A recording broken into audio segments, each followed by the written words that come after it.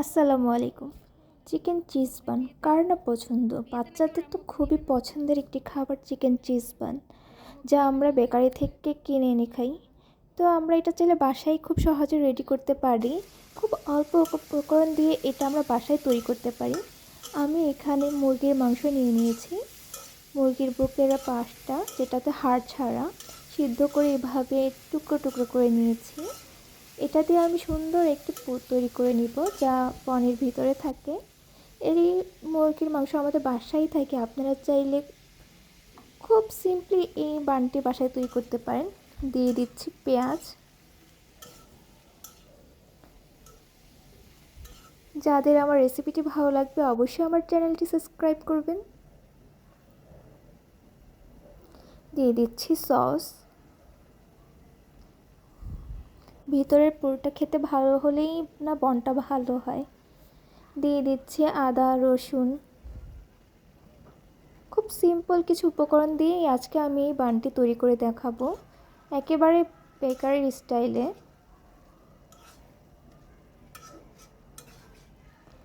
আপনাদের যাদের আমার রেসিপিটি ভালো লাগবে অবশ্যই আমার চ্যানেলটি সাবস্ক্রাইব করবেন।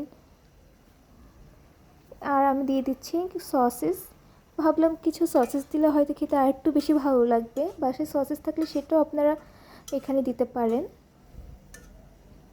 আমি সুন্দর মতো এটি নিয়ে নিচ্ছি। দিয়ে দিচ্ছি কাঁচামরিচ। যারা ঝাল খেতে পছন্দ করেন তারা কাঁচামরিচ দিতে পারেন, আর না দিতে চাইলেও সমস্যা নেই। অনেক সময় বাচ্চারা খেতে চায় না ঝালের জন্য। একটু পানি দিয়ে দিচ্ছি। যে পানি দিয়ে আমি মুরগিটা সিদ্ধ করেছিলাম সেই পানি এখানে ব্যবহার করছি। পুরটাকে ঘন করার জন্য এখানে আমি কর্নফ্লাওয়ার ব্যবহার করেছি। আপনারা কর্নফ্লাওয়ার অথবা আটাও দিতে পারেন, এরকম ঘন হয়ে যাবে। সাথে একটু গোলমরিচও দিতে পারেন, হালকা একটু ঝালের জন্য সয়া সসও দিয়ে দিতে পারেন। এখানে আমি একটি পাত্রে 3 কাপ আটা নিয়ে নিচ্ছি। আপনারা চাইলে ময়দা দিয়েও করতে পারেন। আমার কাছে ময়দা ছিল না, তাই আমি আটাই নিয়ে নিয়েছি। আটা দিয়েও খুব সুন্দর হয় ডোটা। দিয়ে দিচ্ছি ইস্ট 1 চা চামচ, লবণ,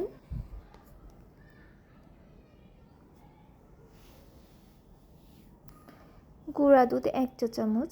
না দিলেও চলবে, তবে দিলে ভালো হয়। চিনি দিয়ে দিচ্ছি। সবগুলো একসাথে মিক্সড করে নিব।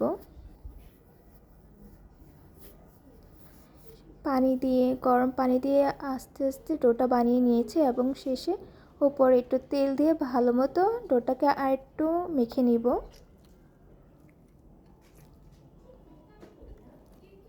ডোটা এরকম রেডি হয়ে গেলে এটাকে আমি 10 থেকে 15 মিনিটের মতো রেস্টে রাখবো। দেখবেন কি সুন্দর ফুলে উঠেছে।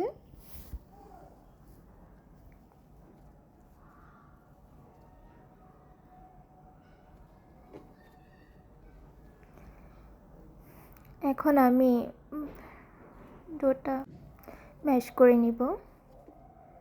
আপনাদের যাদের আমার রেসিপিটি ভালো লাগবে অবশ্যই সবার সাথে শেয়ার করবেন এবং আমার চ্যানেলটি সাবস্ক্রাইব করবেন। এরকম গোলাকার করে নিয়েছি, এখন আমি পুর দিয়ে দিব।